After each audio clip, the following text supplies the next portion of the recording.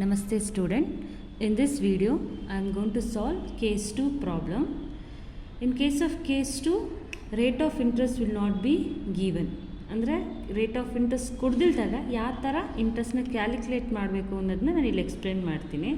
So ನಮಗಿಲ್ಲಿ ಈ case 1 case 2 ಅಂತ ಕ್ವಶನಲ್ಲಿ ಮೆನ್ಷನ್ ಮಾಡಿರಲ್ಲ. ಸೊ ನಾವು ಕ್ವಶನ್ ಓದಾದ್ಮೇಲೆ ಯಾವ ಇನ್ಫಾರ್ಮೇಷನ್ ಇದೆ ಯಾವ ಇನ್ಫಾರ್ಮೇಷನ್ ಇಲ್ಲ ಅನ್ನೋದ್ರ ಮೇಲೆ ನಾವು ಕೇಸ್ 1 ಕೇಸ್ 2 ಕೇಸ್ 3 ಕೇಸ್ 4 ಅಂತ ಡಿಸೈಡ್ ಮಾಡಬೇಕಾಗತ್ತೆ. All information given, rate of interest, cash price, instalment amount ಕೊಟ್ಟಿದ್ರೆ ಕೇಸ್ 1ಗೆ ಹಾಕ್ತೀವಿ. ರೇಟ್ ಆಫ್ ಇಂಟ್ರೆಸ್ಟ್ ಇಲ್ಲ ಅಂದಾಗ ಈ ಮೆಥಡಲ್ಲಿ ಈ ಪ್ರೆಸೆಂಟ್ ನಾನು ಇವಾಗ ಏನು ಎಕ್ಸ್ಪ್ಲೇನ್ ಮಾಡ್ತೀನೋ ಆ ಮೆಥಡಲ್ಲಿ ಸಾಲ್ವ್ ಮಾಡ್ತೀವಿ. So let me read the problem. Calculate the amount of interest included in each installment. Cash price 50,000. So cash price is 50,000. Down payment 15,000. Down payment ಕೊಟ್ಟಿದ್ದಾರೆ. 3 annual installment. ಇಲ್ಲಿ annual installment ಅಂದರೆ instalment pay ಮಾಡ್ತಾ ಇರೋದು annually ಅಂತಾನೆ. Annual instalment of 20,000, 15,000, 10,000. ಇಲ್ಲಿ instalment amount same ಇಲ್ಲ, very ಆಗುತ್ತೆ. Each instalment amount change ಆಗುತ್ತೆ. First instalment 20,000, second instalment 15,000, third instalment is 10,000 respectively. 1, 2, 3. Payable at the each year ಅಂತ ಹೇಳಿದ್ದಾರೆ. ಸೊ ಇಂಟ್ರೆಸ್ಟ್ ಕ್ಯಾಲ್ಕುಲೇಟ್ ಮಾಡೋಕ್ಕೆ ಹೇಳಿದ್ದಾರೆ. ಕ್ಯಾಶ್ ಪ್ರೈಸ್ ಕೊಟ್ಟಿದ್ದಾರೆ, ಇನ್ಸ್ಟಾಲ್ಮೆಂಟ್ ಅಮೌಂಟ್ ಕೊಟ್ಟಿದ್ದಾರೆ. ಇಲ್ಲಿ ಡೌನ್ ಪೇಮೆಂಟ್ ಕೆಲವೊಂದು ಪ್ರಾಬ್ಲಮಲ್ಲಿರುತ್ತೆ, ಕೆಲವೊಂದು ಪ್ರಾಬ್ಲಮಲ್ಲಿ ಇರಲ್ಲ. ಬಟ್ ಆದರೆ ಇಲ್ಲೇನು ಕೊಟ್ಟಿಲ್ಲ ಅಂತಂದರೆ ಇಂಟ್ರೆಸ್ಟ್ ರೇಟ್ ಕೊಟ್ಟಿಲ್ಲ, ರೇಟ್ ಆಫ್ ಇಂಟ್ರೆಸ್ಟ್ ಇಲ್ಲ ಈ ಪ್ರಾಬ್ಲಮಲ್ಲಿ. ರೇಟ್ ಆಫ್ ಇಂಟ್ರೆಸ್ಟ್ ಇಲ್ದಿದ್ದಕ್ಕೆ ನಾವು ಇವಾಗ ಏನು ಈ ಮೆಥಡಲ್ಲಿ ಸಾಲ್ವ್ ಮಾಡಬೇಕಾಗುತ್ತೆ. ಅವಾಗ ರೇಟ್ ಆಫ್ ಇಂಟ್ರೆಸ್ಟ್ ಕೊಟ್ಟಿಲ್ಲ ಅಂತಂದರೆ, ಪರ್ಸಂಟೇಜ್ ಕೊಟ್ಟಿಲ್ಲ ಅಂತಂದರೆ ಕೇಸ್ 2 ಪ್ರಕಾರ ಇಂಟ್ರೆಸ್ಟ್ ಕ್ಯಾಲ್ಕುಲೇಷನ್ ಮಾಡಬೇಕಾಗತ್ತೆ. ಸೊ ಹೆಂಗೆ ಮಾಡಬೇಕಾಗುತ್ತೆ ಅಂತಂದರೆ ಫಸ್ಟು ನಾವು ರೇಟ್ ಆಫ್ ಇಂಟ್ರೆಸ್ಟ್ ಕೊಟ್ಟಿಲ್ಲ ಅಂತಂದರೆ ಟೋಟಲ್ ಇಂಟ್ರೆಸ್ಟ್ ಕಂಡುಹಿಡಬೇಕು.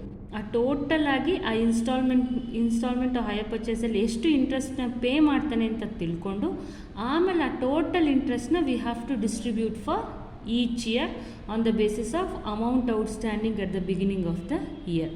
ಸೊ ಫಸ್ಟ್ ಏನು ಕಂಡುಹಿಡಬೇಕು ಅಂತಂದರೆ total interest.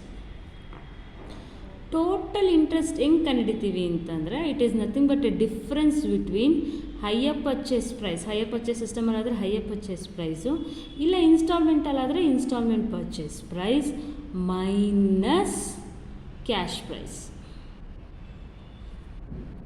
So hire purchase price or instalment purchase price minus cash price is nothing but a total interest. ಟೋಟಲಾಗಿ ಹೈಯರ್ ಪರ್ಚೇಸ್ ಸಿಸ್ಟಮ್ ಪ್ರಕಾರ ಎಷ್ಟು ಪೇ ಮಾಡ್ತಾನೋ ಆ್ಯಕ್ಚುಯಲ್ ಪ್ರೈಸ್ ಎಷ್ಟೋ ಅದೆರಡು ನಡುವೆ ಡಿಫ್ರೆನ್ಸ್ ಬರೋದು ಅಮೌಂಟೇ ಟೋಟಲ್ ಇಂಟ್ರೆಸ್ಟ್. ಕೆಲವೊಂದು ಪ್ರಾಬ್ಲಮಲ್ಲಿ ಕ್ಯಾಶ್ ಪ್ರೈಸು ಕೊಟ್ಟಿರ್ತಾರೆ, ಹೈಯರ್ ಪರ್ಚೇಸ್ ಪ್ರೈಸು ಕೊಟ್ಟಿರ್ತಾರೆ, ಕೆಲವೊಂದು ಪ್ರಾಬ್ಲಮಲ್ಲಿ ಕೊಟ್ಟಿರಲ್ಲ. ಸೊ ಕೊಡ್ದಿಲ್ದಾಗ ನಾವೇನು ಮಾಡಬೇಕಾಗುತ್ತೆ, higher purchase ಪ್ರೈಸ್ನ ಕಂಡುಹಿಡಿಬೇಕಾಗುತ್ತೆ.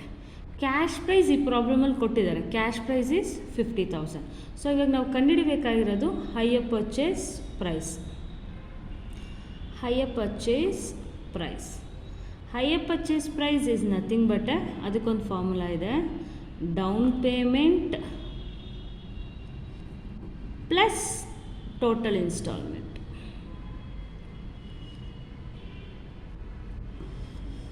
Formula for calculation of hire purchase price is down payment plus total instalment. Down payment ಕೊಟ್ಟಿದ್ರೆ ಡೌನ್ ಪೇಮೆಂಟ್ ಅಮೌಂಟ್ ಬರ್ತೀವಿ, ಇಲ್ಲಾಂದರೆ ಇಲ್ಲ. ಟೋಟಲ್ ಇನ್ಸ್ಟಾಲ್ಮೆಂಟ್ ಅಂದರೆ ಟೋಟಲಾಗಿ ಎಷ್ಟು ಇನ್ಸ್ಟಾಲ್ಮೆಂಟ್ ಪೇ ಮಾಡ್ತಾರೋ ಅದು.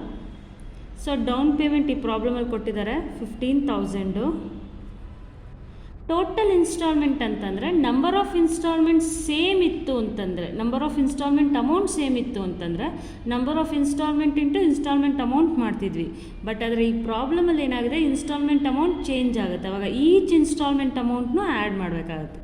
ಈ 3 ಇನ್ಸ್ಟಾಲ್ಮೆಂಟ್ ಅಮೌಂಟ್ ಆ್ಯಡ್ ಮಾಡಿದಾಗ ನಮಗೇನು ಸಿಗುತ್ತೆ, ಟೋಟಲ್ ಇನ್ಸ್ಟಾಲ್ಮೆಂಟ್ ಸಿಗುತ್ತೆ. So 20,000 plus 15,000 plus 10,000. So 20,000 is first installment, 15,000 is second installment, 10,000 third instalment. So ಈ ಮೂರನ್ನು ಆ್ಯಡ್ ಮಾಡಿದಾಗ ನಮ್ಗೆ ಏನು ಸಿಗುತ್ತೆ ಅಂತಂದರೆ ಟೋಟಲ್ ಇನ್ಸ್ಟಾಲ್ಮೆಂಟ್ ಸಿಗುತ್ತೆ. ಅದೇ ಇನ್ಸ್ಟಾಲ್ಮೆಂಟ್ ಅಮೌಂಟ್ ಸೇಮ್ ಇತ್ತು ಅಂತಂದರೆ number of instalment into instalment amount ಮಾಡಿದ್ರು ಅಲ್ಲೇ ಟೋಟಲ್ ಇನ್ಸ್ಟಾಲ್ಮೆಂಟ್ ಅಮೌಂಟ್ ಸಿಗ್ತಿತ್ತು. ಸೊ ಇವಾಗ 4ನ್ನು ಆ್ಯಡ್ ಮಾಡಿದಾಗ 15,000 ಪ್ಲಸ್ ಇದು 3 ಆ್ಯಡ್ ಮಾಡಿದಾಗ 45,000. 45,000ಗೆ 15,000 ಆ್ಯಡ್ ಮಾಡಿದಾಗ we are going to get the 60,000. 60,000 is what hire purchase price or instalment purchase price. So ನಮ್ಗೆ ಇಲ್ಲಿ ಹೈಯರ್ ಪರ್ಚೇಸ್ ಪ್ರೈಸ್ ಸಿಕ್ತು. ಸೊ ಇಲ್ಲಿ ಅದನ್ನು ಸಬ್ಸ್ಟಿಟ್ಯೂಟ್ ಮಾಡ್ತೀವಿ. ಸೊ 60,000 ಮೈನಸ್ ಕ್ಯಾಶ್ ಪ್ರೈಸ್ ಇಲ್ಲಿ ಕೊಟ್ಟಿದ್ದಾರೆ 50,000. ಪ್ರಾಬ್ಲಮಲ್ಲಿ ಕ್ಯಾಶ್ ಪ್ರೈಸ್ ಕೊಟ್ಟೇ ಇರ್ತಾರೆ. So 60,000 minus 50,000 is 10,000. ಸೊ ಟೋಟಲಾಗಿ ಈ ಮೆಥಡಲ್ಲಿ ಇಂಟ್ರೆಸ್ಟ್ ಪೇ ಮಾಡ್ತಿರೋದು ಎಷ್ಟು ಅಂತಂದರೆ 10,000. ಹೈಯರ್ ಪರ್ಚೇಸ್ ಸಿಸ್ಟಮಲ್ಲಾದರೂ ಸರಿ, instalment purchase total interest pay ಮಾಡ್ತಾ ಇರೋದು 10,000. ಸೊ ಈ 10,000 ನಾವೇನು ಮಾಡಬೇಕಾಗುತ್ತೆ, ಈಗ ಈಚ್ ಇನ್ಸ್ಟಾಲ್ಮೆಂಟ್ಗೆ ಎಷ್ಟು ಅಂತ ಕಂಡುಹಿಡಬೇಕಾಗುತ್ತೆ. ಈಚ್ ಇನ್ಸ್ಟಾಲ್ಮೆಂಟ್ ಎಷ್ಟು ಅಂತ ಕಂಡುಹಿಡಬೇಕಾಗತ್ತೆ ಅಂತಂದರೆ we have to distribute amount 3 instalment. ಅದಕ್ಕೊಂದು ಟೇಬಲ್ನ ಡ್ರಾ ಮಾಡ್ಕೊಳ್ಳೋಣ.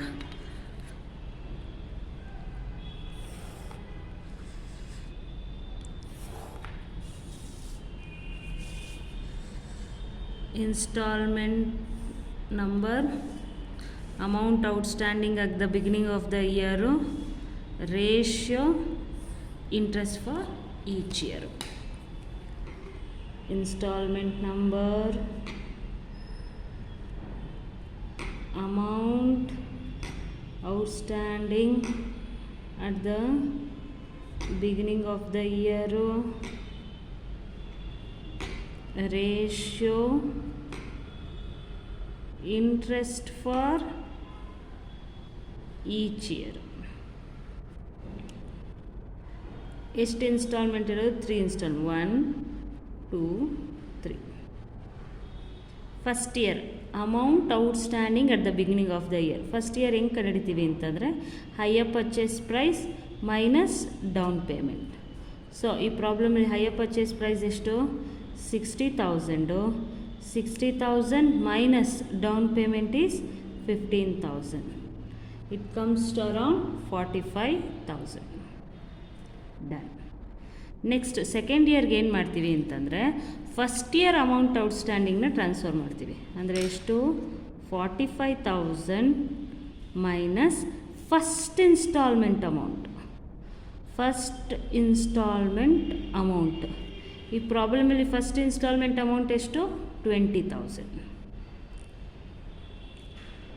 45,000 ಮೈನಸ್ 20,000 ಮಾಡಿದಾಗ ಇಟ್ ಈಸ್ 25,000. ನೆಕ್ಸ್ಟ್ ಥರ್ಡ್ ಇಯರ್ಗೆ ಏನು ಮಾಡಬೇಕಾಗತ್ತೆ? ಅದೇ ಥರನೇ ಸೆಕೆಂಡ್ ಇಯರ್ ಔಟ್ಸ್ಟ್ಯಾಂಡಿಂಗ್ ಅಮೌಂಟ್ನ ಟ್ರಾನ್ಸ್ಫರ್ ಮಾಡಿಕೊಂಡು 25,000 ಇಲ್ಲಿಗೆ ಯಾವ ಅಮೌಂಟ್ ಲೆಸ್ ಮಾಡ್ತೀವಿ ಅಂತಂದರೆ ಸೆಕೆಂಡ್ ಅಂದರೆ ಪ್ರೀವಿಯಸ್ ಇನ್ಸ್ಟಾಲ್ಮೆಂಟ್ ಅಮೌಂಟ್ ಲೆಸ್ ಮಾಡ್ತೀವಿ. Second instalment amount. Second installment amount is 15,000. So 25,000 minus 15,000 is 10,000. So ಕೊನೆಯಲ್ಲಿ ಬ್ಯಾಲೆನ್ಸ್ ಬರೋದು ಲಾಸ್ಟ್ ಇನ್ಸ್ಟಾಲ್ಮೆಂಟ್ ಅಮೌಂಟ್ ಆಗಿರುತ್ತೆ. Last instalment amount is 10,000. ಇಲ್ಲಿ ಬ್ಯಾಲೆನ್ಸ್ ಬರೋದು ಕೂಡ 10,000. ಔಟ್ಸ್ಟ್ಯಾಂಡಿಂಗ್ ಸೇಮ್ ಆಗುತ್ತೆ. ಸೊ ಅವಾಗ ನಿಮ್ಮ ಕ್ಯಾಲ್ಕುಲೇಷನ್ ಕರೆಕ್ಟ್ ಅಂತ. So each first year outstanding beginning 45,000, second year 25,000, third year 10,000. So ಇದನ್ನು ನಾವು ರೇಷ್ಯೋ ಮಾಡ್ಕೊಬೇಕು. ರೇಷ್ಯೋ ಮಾಡ್ಕೊಬೇಕು ಅಂದರೆ ಕಾಮನ್ ಝೀರೋಸ್ ಫಸ್ಟ್ ತೆಗೆದುಬಿಡಬೇಕು. ಸೊ ಇಲ್ಲಿ ಕಾಮನ್ ಝೀರೋಸ್ ಅಂದರೆ 3 ಝೀರೋಸ್ ಕಾಮನ್ ಆಗಿದೆ. 3 ಝೀರೋಸ್ ತೆಗೆದೆ. ಸೊ ಅವಾಗ ಏನಾಗುತ್ತೆ? 45, 25, 10. ಕಾಮನ್ ಮಲ್ಟಿಪ್ಲಿಕೇಷನಲ್ಲಿ ಸಿಂಪ್ಲಿಫೈ ಆದರೆ ಸಿಂಪ್ಲಿಫೈ ಮಾಡಬೇಕು. ಕಾಮನ್ ಮಲ್ಟಿಪ್ಲಿಕೇಷನಲ್ಲಿ ಸಿಂಪ್ಲಿಫೈ ಆಗಲಿಲ್ಲ ಅಂತಂದರೆ ಇದೇ ರೇಷ್ಯೋದಲ್ಲೇ ಈ ಟೋಟಲ್ ಇಂಟ್ರೆಸ್ಟ್ನ ಡಿಸ್ಟ್ರಿಬ್ಯೂಟ್ ಮಾಡ್ಬೋದು. ಸೊ ಇದು 5 1 ಹೋಗುತ್ತೆ. ಸೊ 5 2 5 5 5 9. ಸೊ ರೇಷ್ಯೋ ಆಗ 9:5:2 ಆಯಿತು. ಸೊ ಟೋಟಲ್ ಮಾಡಿದಾಗ ಎಷ್ಟಾಗುತ್ತೆ? 9 + 5 + 2 ಮಾಡಿದಾಗ 16. ಸೊ 16ಅಲ್ಲಿ 9 first part, second part 5, third part 2. So ಈ ರೇಷ್ಯೋ 9:5:2 ರೇಷ್ಯೋದಲ್ಲಿ ಈ ಟೋಟಲ್ ಇಂಟ್ರೆಸ್ಟ್ 10,000ನ ಡಿಸ್ಟ್ರಿಬ್ಯೂಟ್ ಮಾಡೋದನ್ನೇ ಇಂಟ್ರೆಸ್ಟ್ ಫಾರ್ ಈಚ್ ಇಯರ್ ಅಂತ ಮಾಡಿರೋದು. ಸೊ ಇವಾಗ ಮಾಡ್ಕೊತಾ ಬರೋಣ. ಸೊ ಟೋಟಲ್ ಇಂಟ್ರೆಸ್ಟ್ ಎಷ್ಟು? 10,000 ಇಂಟು ಫಸ್ಟ್ ಇಯರ್ ಪಾರ್ಟ್ ಎಷ್ಟು? 9. ಟೋಟಲ್ ಎಷ್ಟು? 16. 9 + 5 + 2 is 16. So 10,000 into 9 divided by 16 ಮಾಡಿದಾಗ 5,625 ಬರುತ್ತೆ. ನೆಕ್ಸ್ಟ್ ಸೆಕೆಂಡ್ ಇಯರ್ಗೆ ಅದೇ ಥರ ಹೋದರೆ 10,000 ಇಂಟು ಇದೆಷ್ಟು second part 5 divided by 16. So 10,000 into 15 divided by 16 ಮಾಡಿದಾಗ ಇಟ್ ಈಸ್ 3,125. ಥರ್ಡ್ ಇಯರ್ಗೆ ಅದೇ ಥರನೇ ಟೋಟಲ್ ಇಂಟ್ರೆಸ್ಟ್ 10,000ನ 3 ಇಯರ್ಸ್ಗೂ ಡಿಸ್ಟ್ರಿಬ್ಯೂಟ್ ಮಾಡ್ತಿದ್ದೀವಿ. ಅದು 9:5:2 ರೇಷಿಯೋದಲ್ಲಿ 10,000 into 2 divided by 16 it comes around 1,250. So ಈ 10,000ನೇ 3 ಇಯರ್ಸ್ಗೂ ಡಿಸ್ಟ್ರಿಬ್ಯೂಟ್ ಮಾಡಿರೋದು. ಸೊ ಈ 10,000 ಮೂರನ್ನು 5,625, 3,125, 1,250 ಮಾಡಿದ್ರೆ 10,000 ಟೋಟಲ್ ಬರುತ್ತೆ. So this is how we are going to do in case of case 2. Thank you.